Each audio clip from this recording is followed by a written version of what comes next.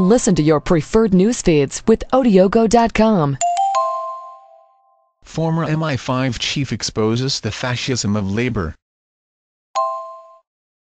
The Labour Party and its allies have long been fond of leveling baseless accusations of fascism at the British National Party.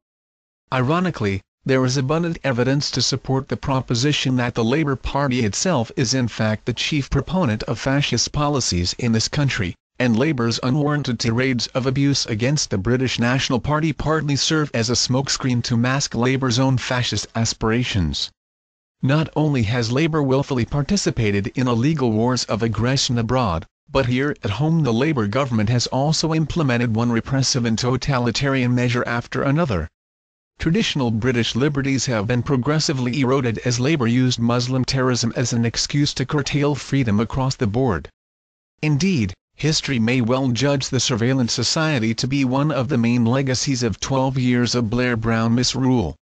Nevertheless, influential establishment figures have now started to speak out against Labour's totalitarian agenda. The latest of these salvos against Labour has come from the former head of MI5, Dame Stella Rymington. In an interview with the Daily Telegraph, Dame Stella accused Labour ministers of interfering with people's privacy and playing straight into the hands of terrorists. "Since I have retired, I feel more at liberty to be against certain decisions of the government, especially the attempt to pass laws which interfere with people's privacy," Dame Stella said in an interview with a Spanish newspaper. "It would be better that the government recognized that there are risks, rather than frightening people in order to be able to pass laws which restrict civil liberties, precisely one of the objects of terrorism, that we live in fear and under a police state," she said. Dame Stella became the first woman Director General of MI5 in 1992 and was head of the security agency until 1996.